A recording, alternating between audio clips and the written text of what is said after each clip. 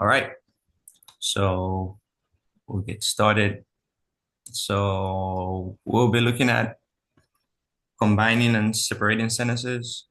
So with the use of periods, which are pretty much full stops, uh, semicolons, commas, and conjunctions. So if you have any questions, as I always say, please feel free to just cut right in through, just unmute yourself, stop me. It's never an interruption. I think interaction is great. Um, yeah, if there's anything if I'm moving too fast, feel free to slow me down. If I'm moving too slow, feel free to speed me up as well.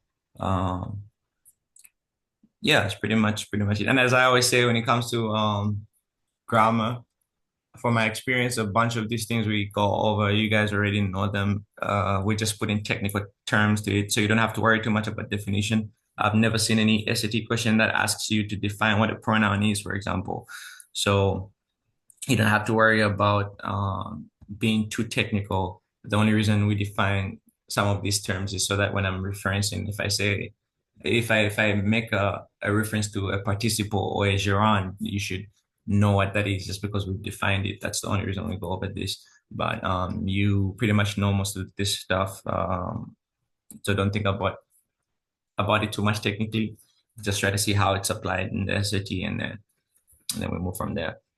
So yeah, we're gonna start looking at separating sentences and combining them as well. So there's three ways to separate a complete sentence, right? The last lesson I had about 2 weeks ago, we're looking at sentences and fragments. So just a quick recap.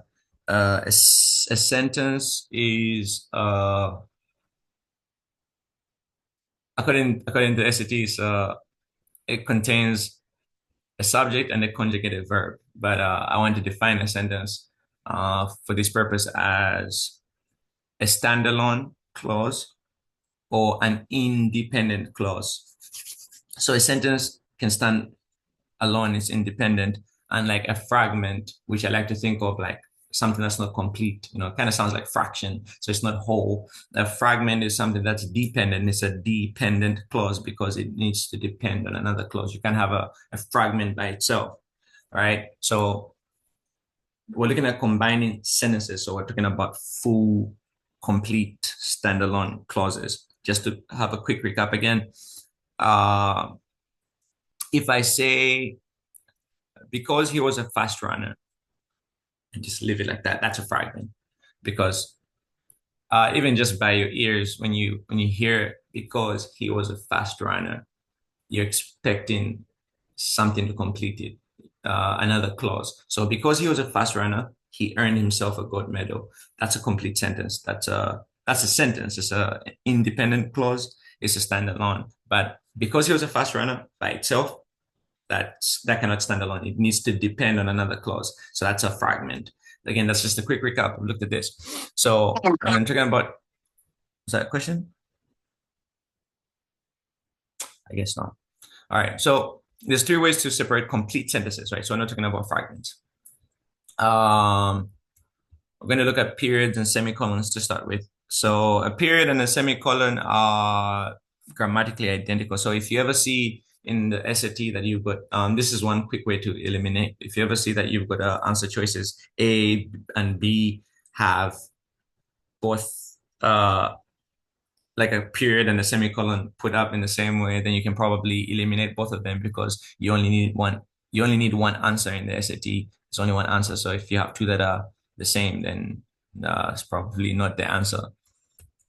All right. So I'm gonna go over this example real quickly. It says tomatoes are used in many different types of cooking. Farmers around the world grow them in both fields and greenhouses. And you can see the exact sentence here. Tomatoes are used in many different types of cooking. Semicolon. Farmers around the world grow them in both fields and greenhouses. So these are both the same, just because a period and a semicolon is the same thing. If you ever get confused between what a semicolon and a colon is, semi just, like semi kind of means like half. So you have like a half period and a comma. A full colon is just one thing, complete as two periods. All right, and then we have some strong transitions. This is another nice way to go between two different sentences. So you have a list of strong transitions like however, therefore, thus, consequently, moreover, nevertheless. You don't need to remember them. The technically called conjunctive adverbs, but they're called strong transitions because they're considered to be strong enough to start a new clause, or strong enough to start a new sentence, rather. So when you're starting a quick rule is that if you're having a strong transition, you should never um if it's in this if it's in the sentence, it should be non-essential. Otherwise, it should be starting a new sentence. So, for example, the tomato is one of the most popular salad ingredients. However, it is actually a fruit. So that's wrong because this is not non-essential because if you cross it out, you have the tomato is one of the most popular salad ingredients. It is actually a fruit, which doesn't make sense looking at the punctuation. But if you look at the following two examples, you can see that however is used to begin a new sentence. So the tomato is one of the most popular salad ingredients. However, it is actually a fruit. The tomato is one of the most popular salad ingredients. However, it is actually a fruit. Um, Again, if you ever see a strong transition like however, therefore, thus, consequently, moreover, nevertheless, this should always begin a new sentence. If they're going to be used within a sentence, it should be non-essential.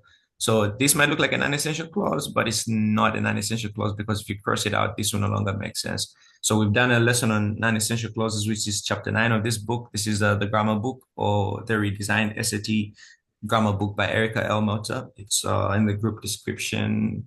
If you look at the prep material link there, we've done a lesson on this as well, non-essential clauses. It's on the YouTube channel.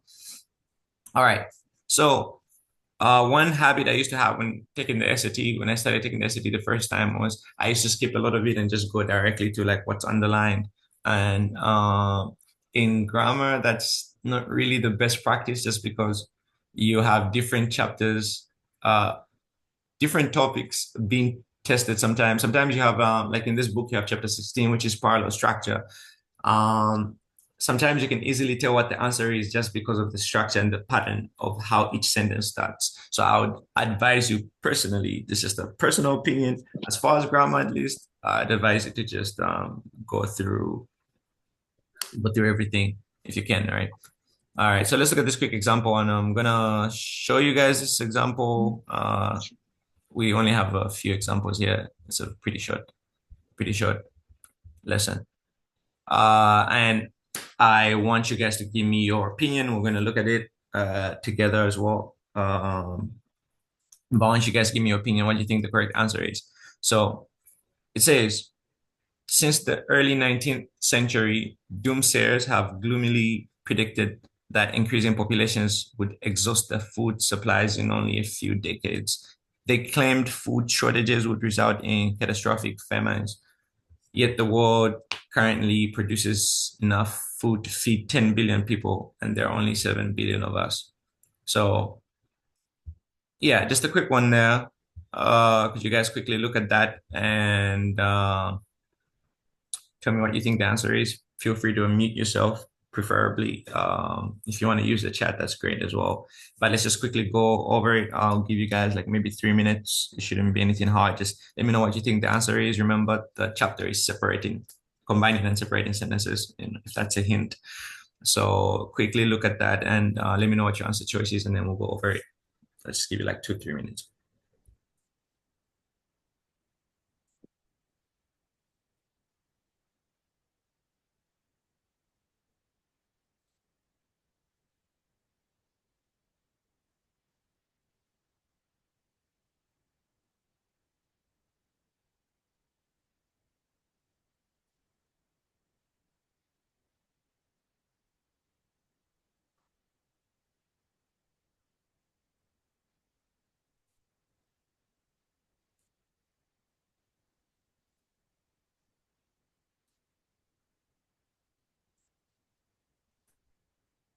Okay, we have one answer there.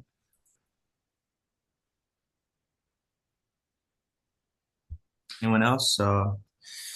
Still got like 2 minutes. Okay, we have two answers there. Awesome. Oh, three answers. Okay, cool. Hope you guys aren't answering this out of peer pressure right now. This person said this. I'm just gonna slide with that. And what would be interesting is like if all of you guys were wrong, I think that would be funny, right? I'm just playing. Um,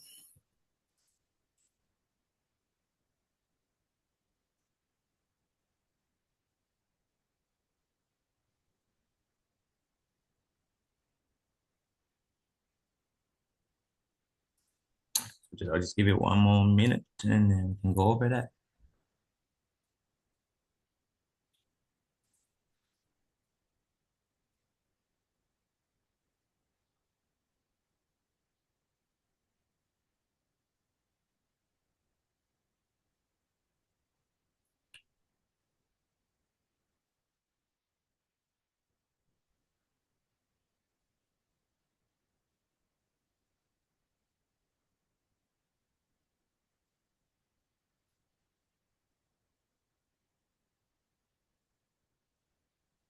All right. Um, Seems like let's put it down for the same answer. Is there anyone that's brave enough to just tell me like why they think that's the answer? I just want to hear your reasoning. It doesn't have to be like technical, just your reasoning, however you approached it.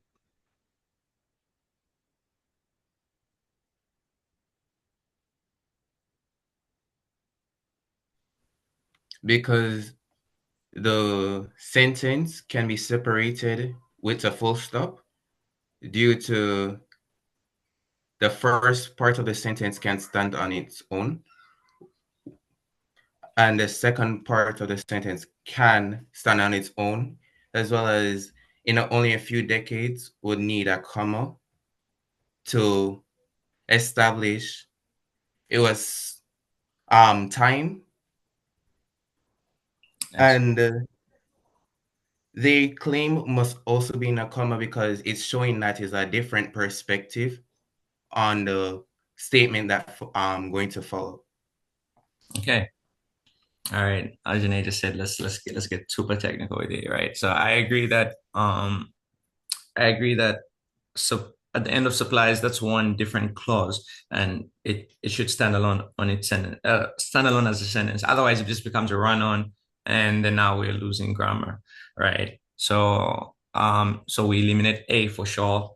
Um, C is wrong because it makes in only a few decades non-essential. It becomes a run-on unless we make this non-essential. But if we make in only a few decades non-essential, and the reason why I'm saying it's a non-essential clause is because again, if you watch the lesson on non-essential clauses, I'm not trying to promote the YouTube channel here, but if you watch the lesson on non-essential clauses, which I'm not sure if I think I'm the one that did that lesson. Yeah, but whoever did it, right? Non-essential clauses are pretty much like three common ways to make non-essential clauses, which is one is a comma sandwich. So you have a comma, you have a little clause there, and then another comma. The other way is to have parentheses, right? So you put something within parentheses, and it becomes an essential.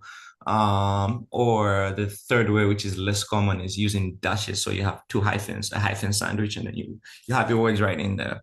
So if we try to read this sentence without in only a few decades, this would be since the early 19th century, doomsayers have gloomily predicted that increasing populations would exhaust their food supplies. They claimed, and then it's the punctuation is this would have to be a, a, a capital letter, right? Uppercase. So C is out of the way.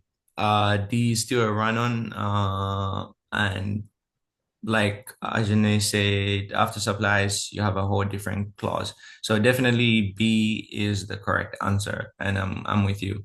Not last week, I think the other week, or maybe it was the week before. Well, the last time I had a lesson, we were going over sentences and fragments, which is the chapter before this, and I was saying it kind of looks weird, teaching. I know most of you are like, oh, come on, man, I've taken English classes or whatever. Like, I know what a sentence is. Like, who's this guy coming in front of the screen trying to teach me what a sentence is? It might sound weird, but for the context of SAT, knowing the difference between a sentence and a fragment can save you so much time. I promise you. Like you could literally distinguish a right answer from a wrong answer just by being able to tell where a sentence starts or where a sentence ends, as in this case. So B is definitely the answer. Kudos to you guys. We're going to look at another way to separate sentences, which is the use of a comma and a fan voice conjunction. So what's a fan voice conjunction? So the two types of conjunctions that I know of, the subordinating conjunctions and coordinating conjunctions. So fan voice conjunctions are coordinating conjunctions, and the acronyms fan voice stand for, and, nor, but, or, yet, and so. So basically you will deal with a lot of and plus, a lot of and a lot of but, and but. So in the fanboys, A and N, right? And I mean A and B. So and but, it's just weird saying and, but and plus but the common conjunctions that you have to probably deal with, but you should be very much aware of these others because the SAT tends to bring them as well.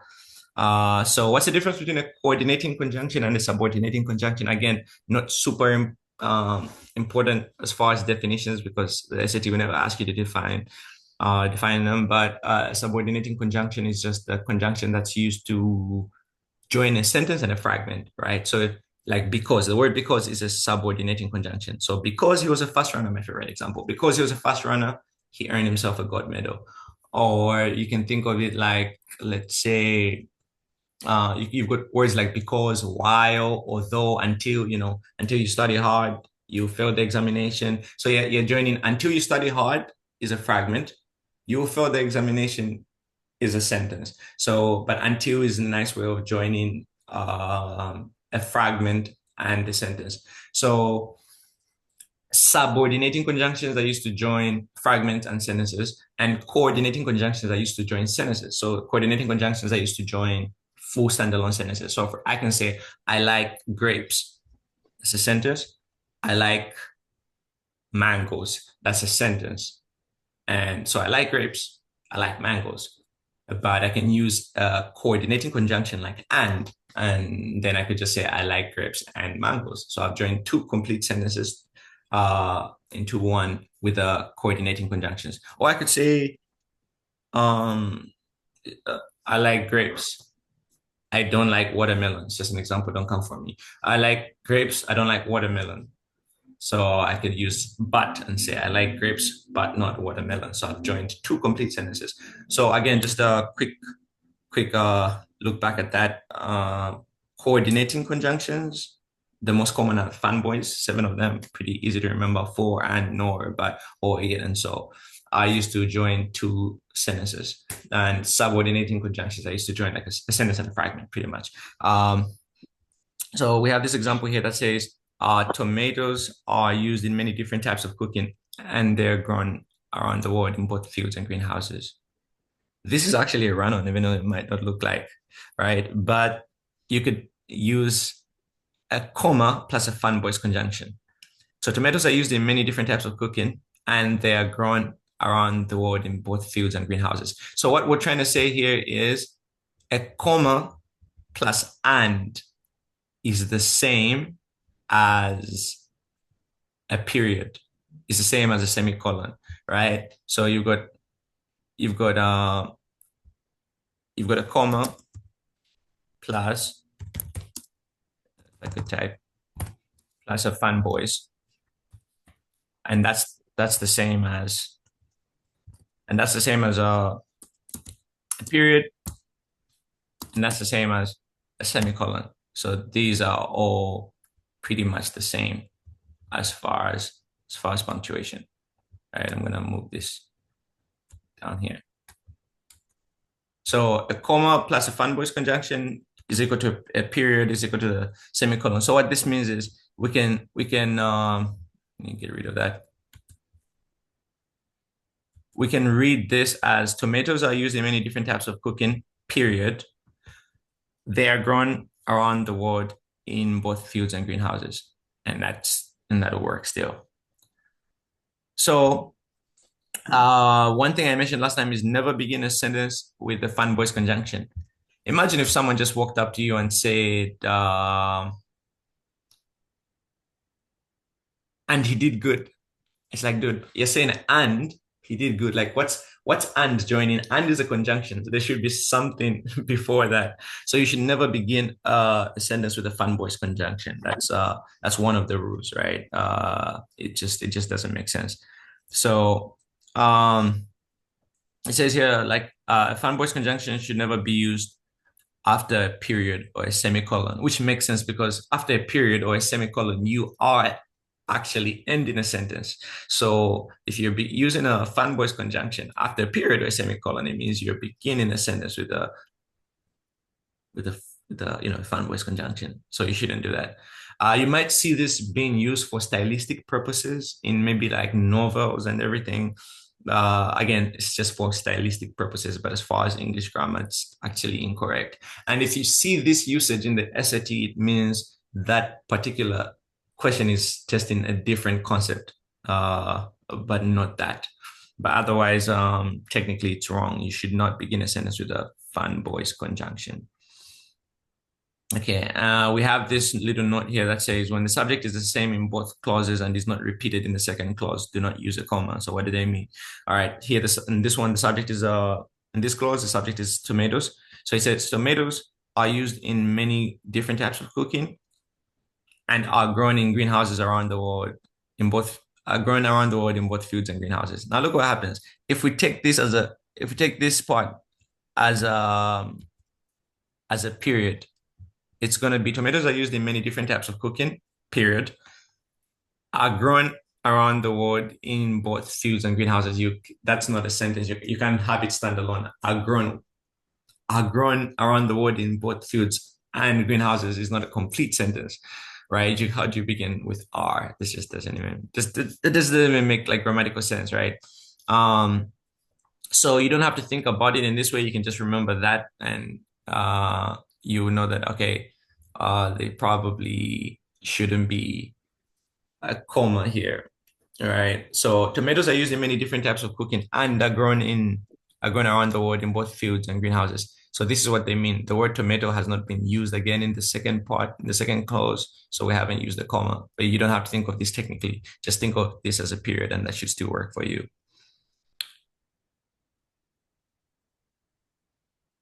So this is exactly what I was saying. This sentence one makes sense.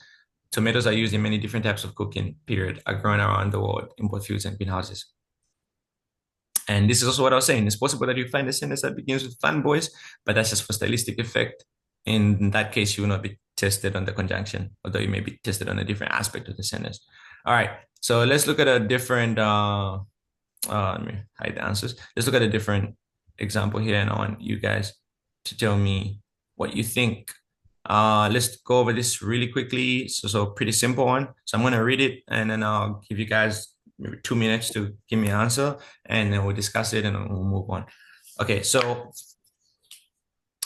if you grow tomatoes to sell at a market, remember that it will take about 70 to 80 days from the time you set plants in the field until you can pick ripe tomatoes from them. If you grow tomatoes to sell at the market, remember that it will take about 70 to 80 days from the time you set plants in the field until you can pick ripe tomatoes from them. So yeah, what you guys think would be the correct answer choice for this question?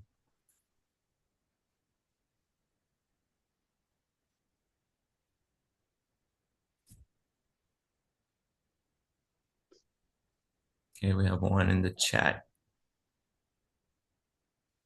Okay.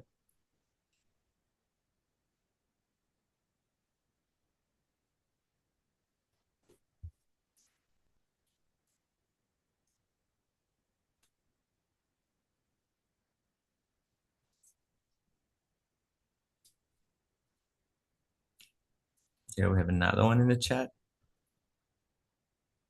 Okay.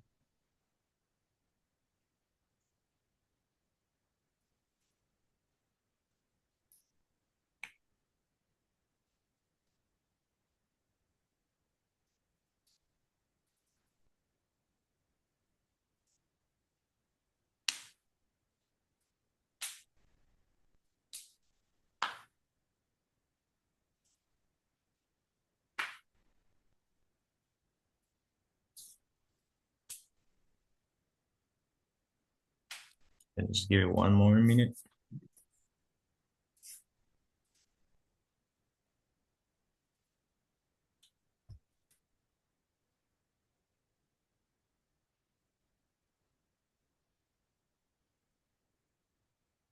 All right.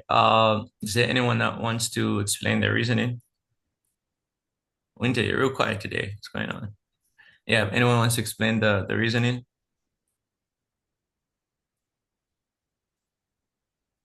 You don't have to be technical, just let me know where you're coming from. The word remember suggests that it's telling you that something else comes before it. So I think it should be linked together. Okay.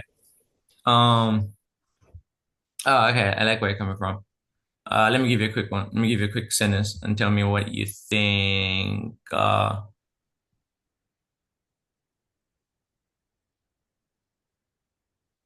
Mm, if I had something like this, right? Uh, I'm gonna use you as an example just for the vibe, right? And then I say, let me expand this a little bit.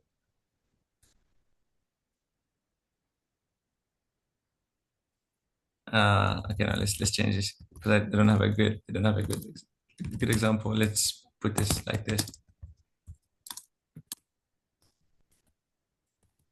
Would uh would that be? Would you say that's wrong? Would you say that's a sentence? Is there anything wrong with this just because it started the sentence with remember? I'm just trying to pick your brain a little bit. I just want to see where you're coming from. Just let me know what you think.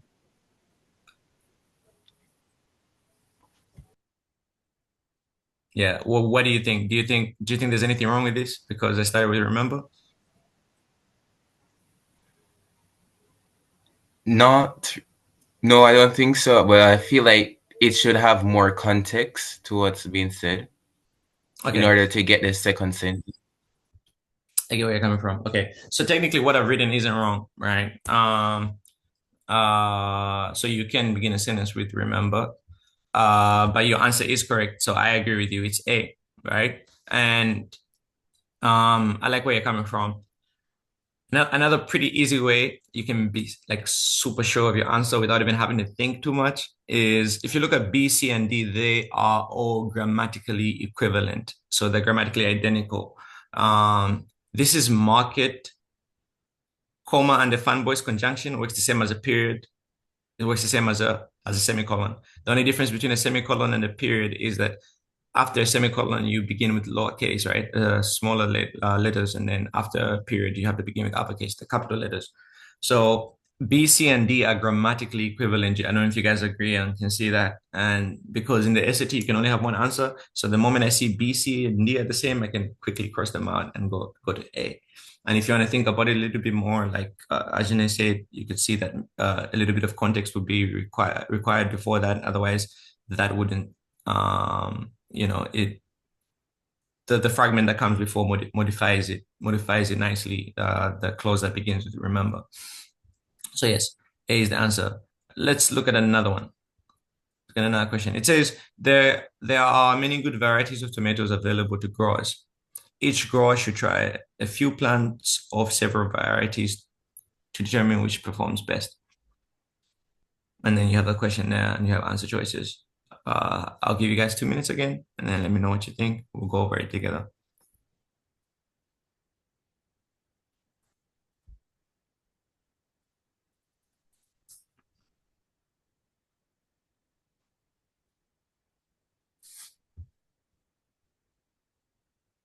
Okay.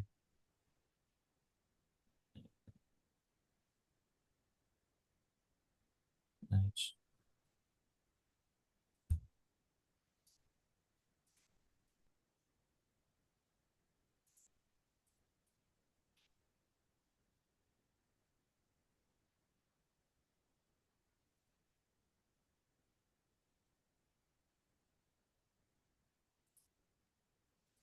Okay, I'll give you one more minute.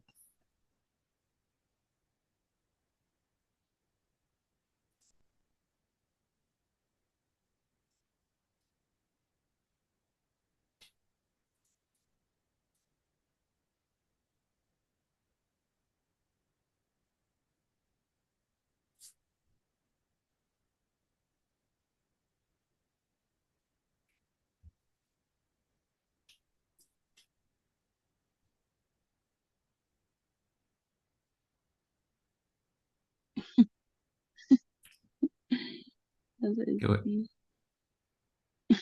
Esnet, what did you say? You said B or D?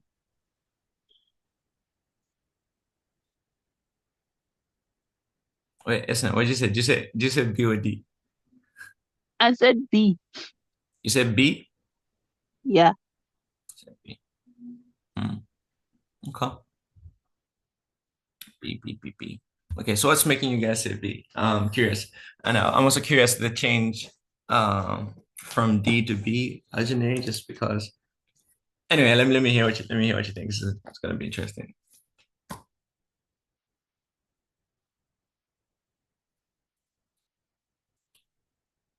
Anyone wants to share the thoughts?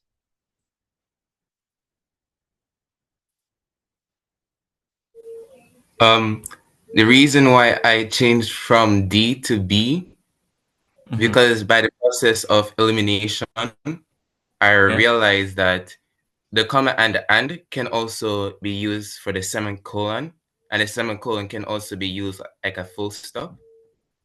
Mm-hmm. So I switched to B, which is a comma, and more technical is that,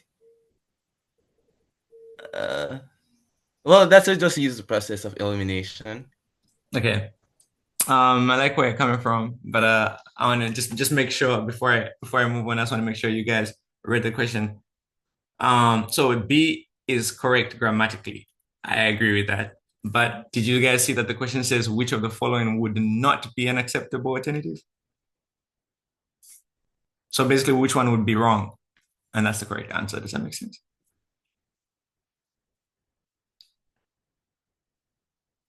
It's like a plot twist to this question, right? So I agree that that that B would be right, but I also agree would be correct grammatically, right? It wouldn't be. I don't think it would be the correct answer, but it would be correct grammatically. I think D is wrong because look what happens if we move from available to gross. Period. Should try a few plants. You know what I mean? Because we're replacing the whole underlying part. So available to growers. So there are many good varieties of tomatoes available to growers, period. Should try a few plants of several varieties. That doesn't work. I don't know if you guys agree with that one. So there are many good varieties of tomatoes available to growers, period. That's okay. Each grower should try a few plants of several varieties to determine which performs best. That's okay. So A is okay. There are many good varieties of tomatoes available to growers, period. Each grower should try a few plants of several varieties to determine which performs best. That works. Because A works, C works. Let me just keep it simple, right? Because the only difference between A and C is that we use the period, we use the semicolon. So yeah, those are the same. Just after semicolon, we should use lowercase, and after period, we should use uppercase. D is not the same as any of them just because it's not and each grower, first of all, it's and then should try. So that makes it different. So for that reason, D wouldn't be acceptable. Right. But before I move on into the last part of the section, which is comma splice. I'm trying to pick your mind here. Where's the question? Oh my goodness, did I just lose that? Did I just use that? Where is it? Where is it? Where is it? Where is it? Where is it? Where is it? Where is it? Where is it? Is this the one? Okay. Yeah. So I want us to be very convinced here. I don't want to be swaying people's minds because I'm just like I said, I'm just kind of having fun with this. So I want to hear is it possible, Esnet, for you to just give me your 2 cents on this one? I just want to hear what you're saying. Uh you laughed and said B, and I feel like there's a certain confidence that's coming with that. And um, don't be swayed, guys. Don't be swayed. Don't be swayed. I'm just trying to see what you stand for. I'm trying to see. I'm trying to see. It's a pretty interesting question, and we're not done with it. But I just want to make sure that by the time we're done with this particular question, because I think we only have like one more example or so, and then we're done with this lesson. I want to make sure that you guys, one, can stand by your answer and also can be sure, can be convinced. Just because I feel like when it comes to the SAT English, a lot of times it seems like it's subjective, but in fact it is very objective. Because if you think about it, it's a standardized exam. So if you think like, this answer is, I've heard people say maybe A is correct, but B is a better answer. There's no such thing as a better answer. There's only one correct answer when it comes to the SAT. Fortunately or unfortunately, I think fortunately because it means you can be sure that you're not being subjective, but in fact being very objective. So yeah, could I Esther, could just hear your, I just want to hear your and don't be scared to explain yourself. Just give me your reasoning. You don't have to be technical about it. Let me hear what you think.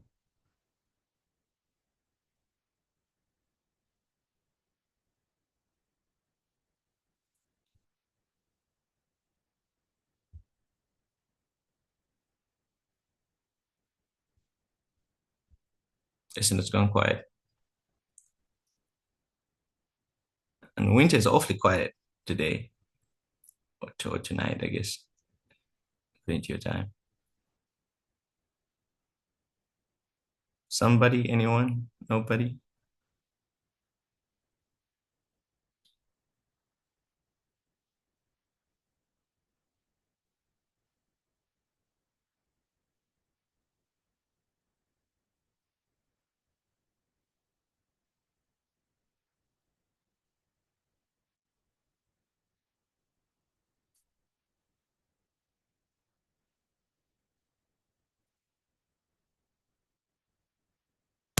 Okay. All right. So I'm hoping the reason why you guys are quiet is because um you're sticking to your answers or whatever. So let me hear that. Or let me see. There's something in the chat. I thought I was muted. That came out wrong. I'm actually getting to there because I haven't been joining. Okay.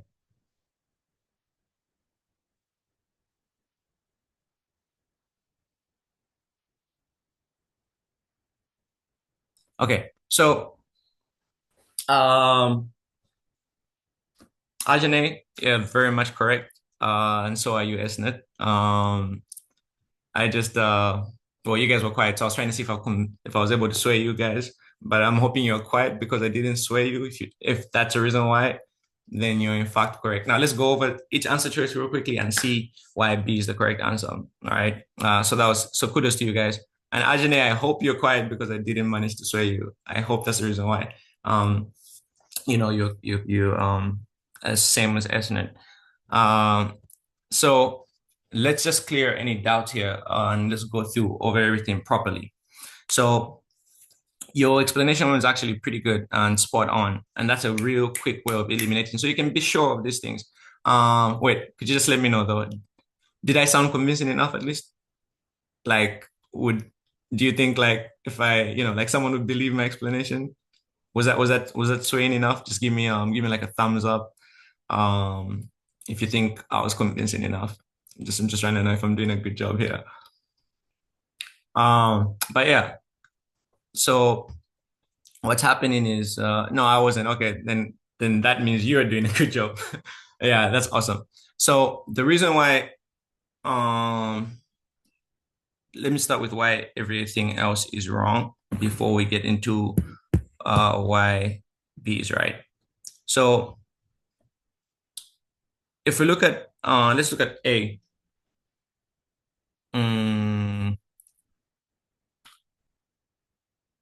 And the question says, which of the following would not be an acceptable alternative, right? Would not be an acceptable alternative. So we're looking for alternatives, first of all. I think it's important to also like really understand that the question is asking for which would not be an acceptable alternative. So we go with that in mind and we read the sentence there. It says, there are many good varieties of tomatoes available to growers. Each grower should try a few plants of several varieties to determine which performs best. Okay, so we don't have A as no change, so we know that's okay. So we're just looking for something that's alternative, that would not be an alternative to this. So I tried to show you with a bit of back and forth. I didn't completely put a lie in there. So one of the things is when we look at A would actually be an alternative for the same reason that I said. So there are many good varieties of tomatoes available to growers, period. Each grower should try a few plants of several varieties to determine which performs best. So A works well. So A is an alternative, it's an acceptable alternative. So A is correct. A is grammatically correct, but it's not the correct answer. Yeah, let me put it that way. And because A is correct, C is correct. So my explanation still stands. Because A is correct, C is correct as well. The reason why C is correct is because the same reason why A is correct. So there are many good varieties of tomatoes that are available to growers, semicolon, we're done with one sentence, and then we have a different clause there. Each grower should try a few plants of several varieties to determine which performs best. Okay. And then the reason why D is correct is also because of the same reason why A and C are correct. So just like Ajane said, A, C, and D are grammatically identical or grammatically equivalent, right? So there are many good varieties of tomatoes available to growers. Each grower should try a few plants of several varieties to determine which performs best. Now, the reason why B is not acceptable is because B forms what you call a comma splice. So in the last lesson we looked at, again, sentences and fragments. And remember, we've looked at 3 ways to separate sentences. So full sentences, standalone sentences, independent clauses. We've looked at using a period, using a semicolon, and using a comma plus a fun voice conjunction. You should never separate commas with a sentence. So sentences can be used to separate fragments and sentences. They can be used within a sentence, but you should never use a comma to separate sentences. So the reason why B is wrong is because this is actually a grammatical error that's known as a comma splice. Again, you don't have to be technical about it, but it's called a comma splice. So a comma splice is when you incorrectly use a comma to separate sentences. So 2 sentences should never be separated by a comma. They should be separated by a period, a semicolon, or a comma and the fun voice conjunction, but never a comma. Otherwise, it's a comma splice. So that's the reason why B is correct, because it's not an acceptable alternative. So because it's grammatically wrong, it's the correct answer. Just give me a thumbs up if everyone's okay here, and I'm just going to start moving on to the last part of the lesson. Awesome. All right. Oh, speaking of comma splices, right? So again, you should never use a comma to separate 2 sentences. So a good way to know comma splices they're usually signaled by when you see a comma and a pronoun. So a pronoun is pretty much a word that replaces a noun. So instead of saying Ajane is attending this lesson, you can say he is attending this lesson. Or you could say Louis. Instead of saying Louis just joined the meeting, you can say she just joined the meeting, so she takes place of Louis. Or you can say Esnat has her mic muted, but instead of saying Esnat, you replace it with with she, and say she has her mic muted. Or Louis is awfully quiet today, you can say he is awfully quiet today. You get it. Leandra is like watching the screen, so she's watching the screen. The students are attending the lesson. You can replace the group subject, the students, to just say they, right? They are watching the screen or a lesson or whatever. So usually when you see a comma and a pronoun, you should be very alert and be on your guard for a comma splice. So look at this example here of a comma splice. It says tomatoes are used in many different types of cooking. Farmers around the world grow many varieties of them in both fields and greenhouses. So these are 2 different sentences, and we should have a period or a semicolon or a comma and a fun voice conjunction between them, not a comma.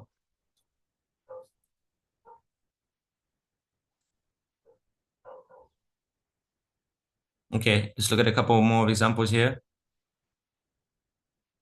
So we have tomatoes are used in many different types of cooking. We can replace this with they. They are grown in both fields and greenhouses around the world. So these are 2 different sentences.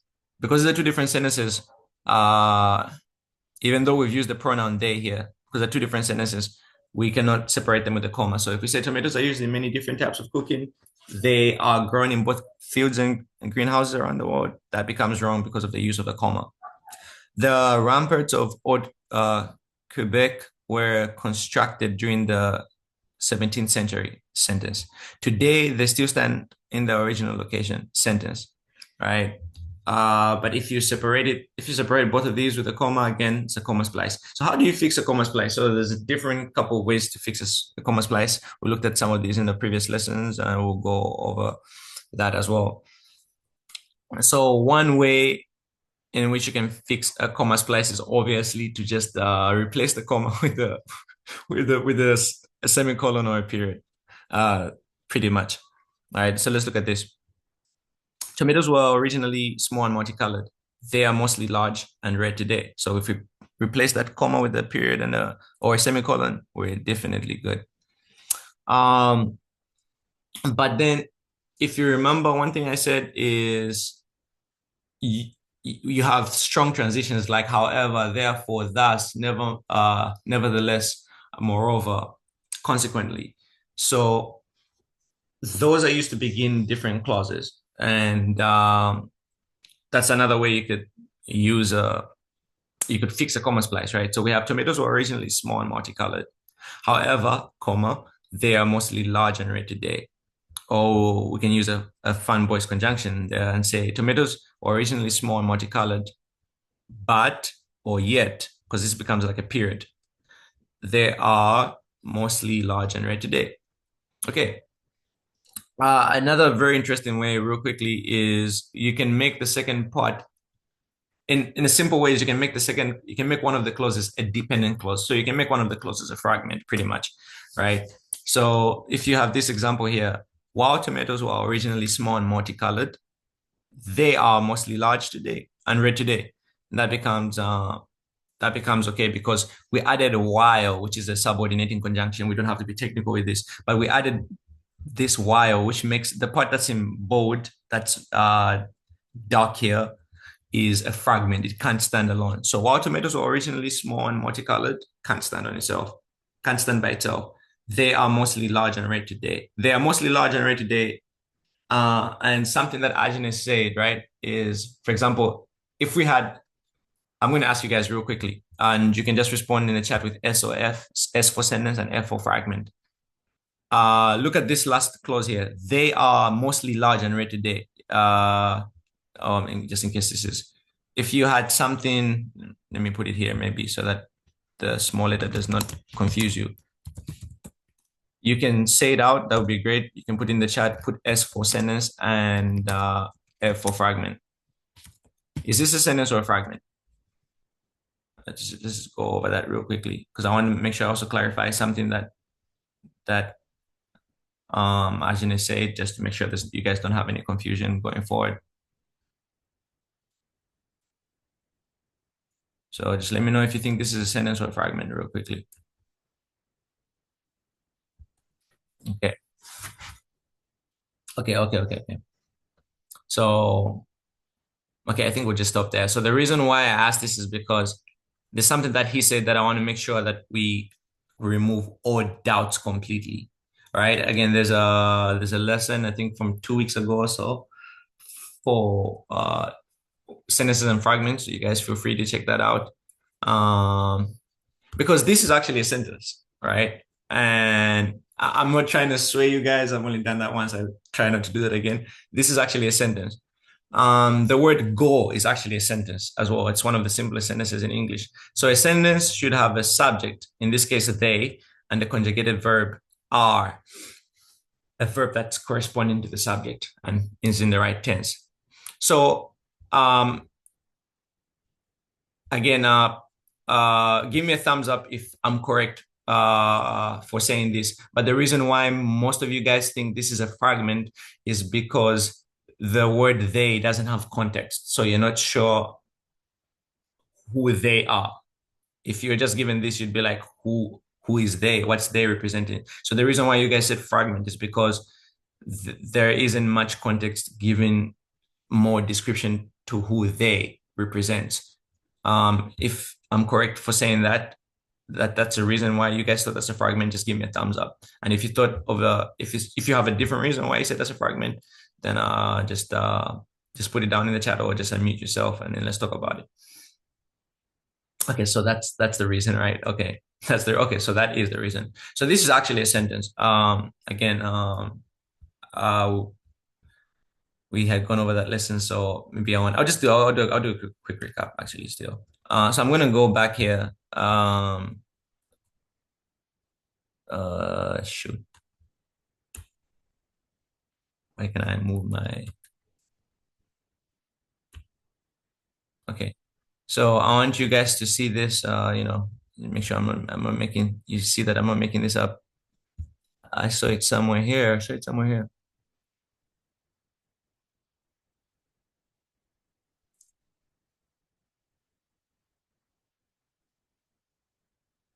I saw it somewhere here so that you guys know that I'm not making this stuff up. We just get it from here.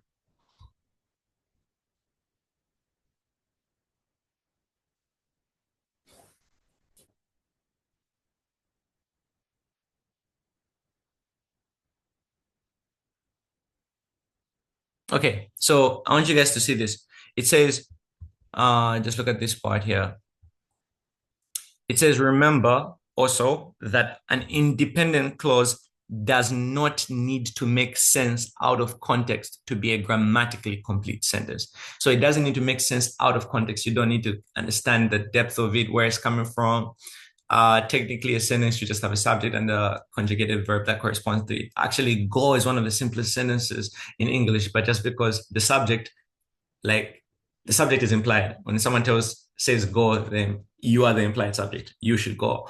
So again, maybe don't focus too much on that particular thing I just said, but I want you guys to look at this, just so that you know that I'm not making this up. It's right here. So remember also that an independent clause does not need to make sense out of context to be a grammatically complete sentence. So tomatoes are used in many different types of cooking. That's a sentence. You can see that here.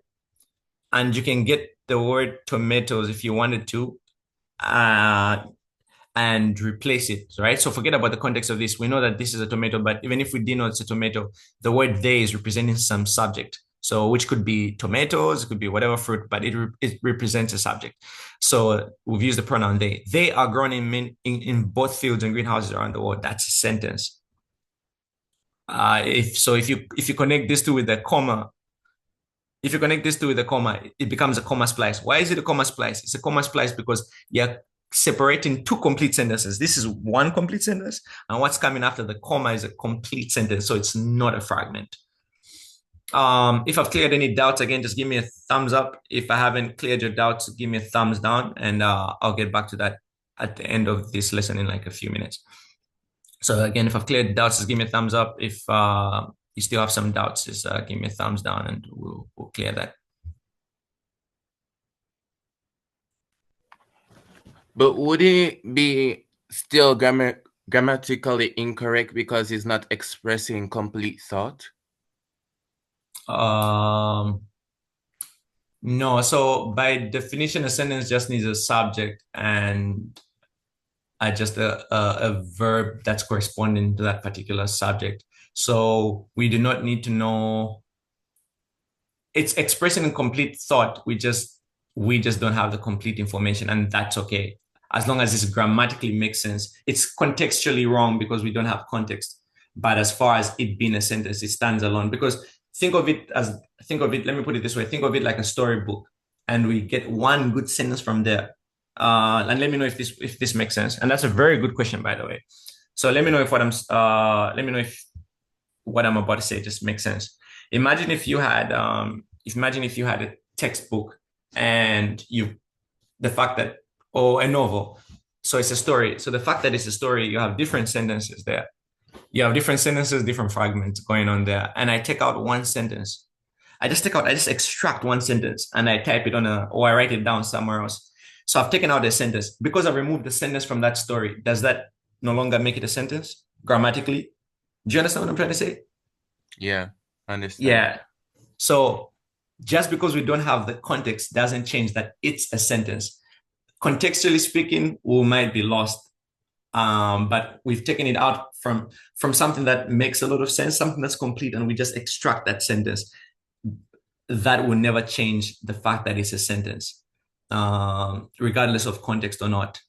And a fragment will also be a fragmentary. I guess you don't have to ask about context. A fragment would just always just not sound complete. A sentence can be complete but lacking context. So hopefully that makes sense. And that's a really good question. So thanks for asking that, because I'm sure a lot of other people might have had the same question. So fixing comma splices. So another way to fix comma splices, which is pretty much following the same concept, remember, was just making one part of the sentence, make it a fragment, so that if you have a comma, then it's correct, because now you're separating a fragment and a sentence, and that's fine. But separating two sentences with a comma is wrong. It's a comma splice. So let's look at this example here. We have tomatoes were originally small and multicolored. They became large and red only during the 19th century. So that's two different sentences. It's wrong. But if we say tomatoes were originally small and multicolored, and we change this to become a participle, which is like basically adding ing to a verb. You have ing to verbs and nouns, so participles and gerunds. So tomatoes were originally small and multicolored, comma, becoming large and red only during the 19th century. So that becomes correct. I want you guys to see, this is our last example. So I'm going to give you guys like 2 minutes as well. And then you guys give me your answer, and then we can go over it. So in the context of a passage, this type of answer could show up in several ways. So we have choreographer and dancer Savion Glover aims to restore the African roots of tap dance. He eliminates hand gestures to focus on the feet as the primary source of movement. So you have question 1, question 2. Just give me both your answer choices. If you put it in the chat, hopefully I'd like to see 2 answers. So maybe I'll give you 3 minutes from now, so you can answer both of them. This is like the last question. So yeah.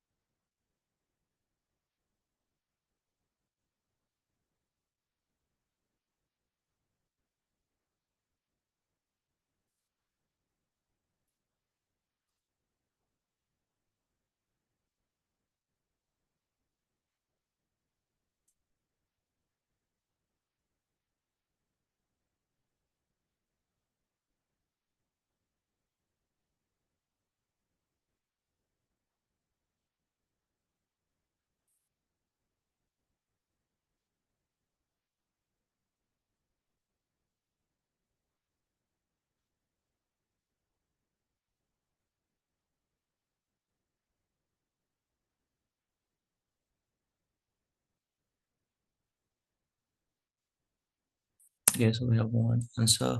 Can give you guys 1 more minute. Okay. Of one answer from Arjune. Can I give you guys 1 more minute?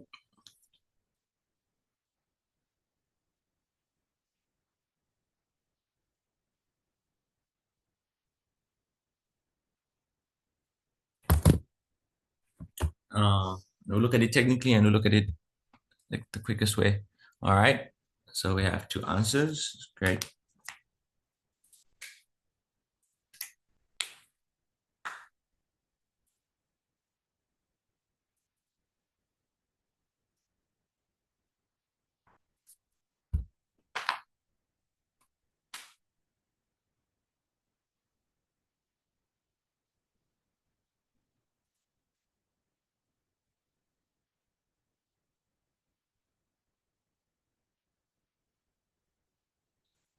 All right.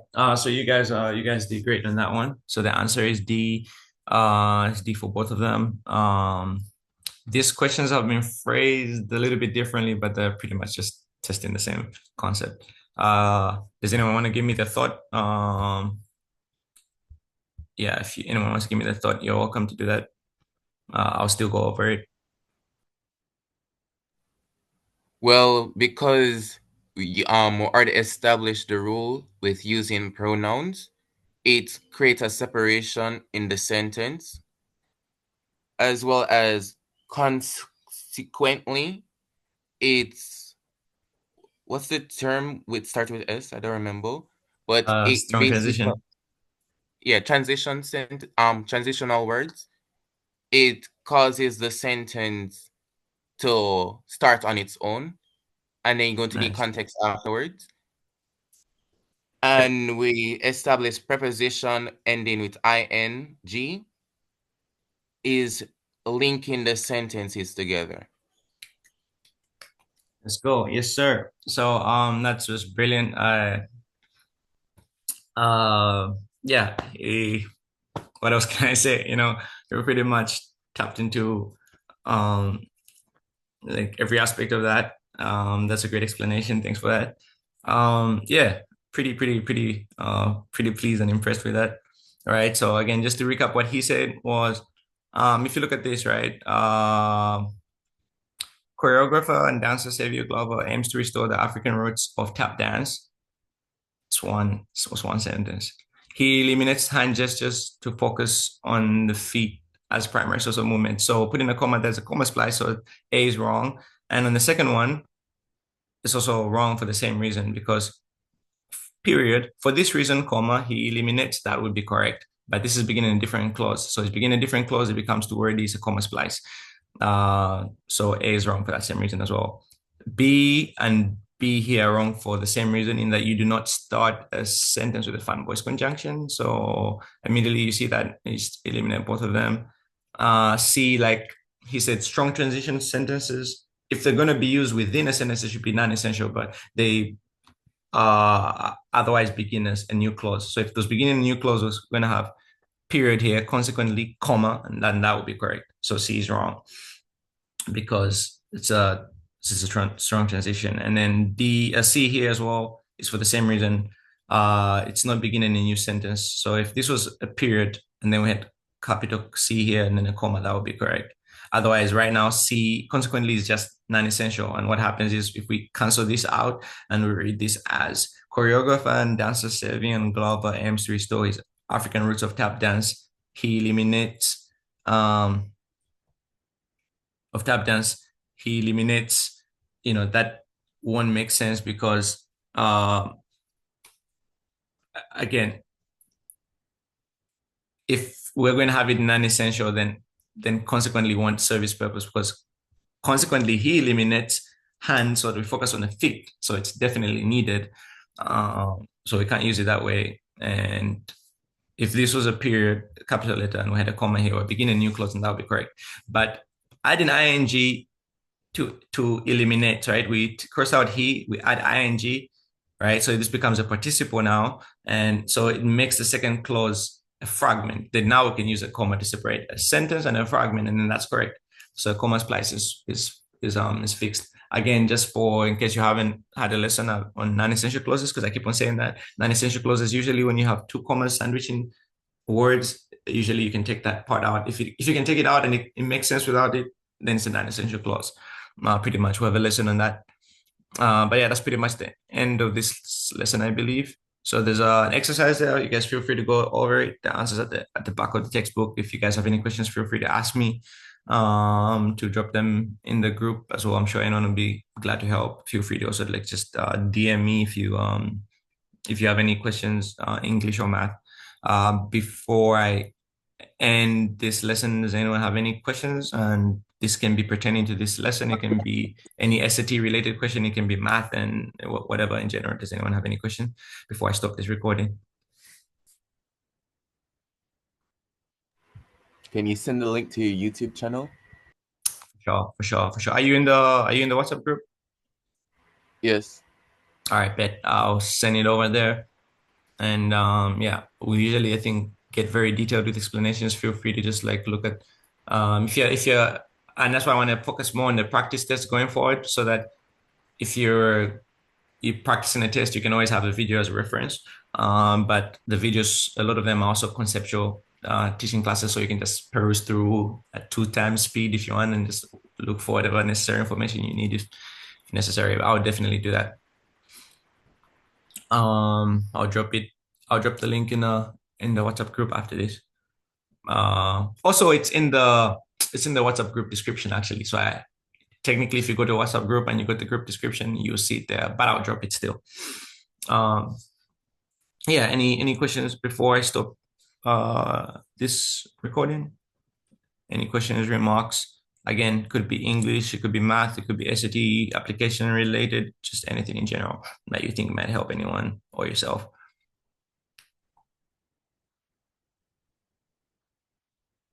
Okay, I guess not. So yeah, so thanks for attending, guys. It's been a blast. I'll stop recording this right away.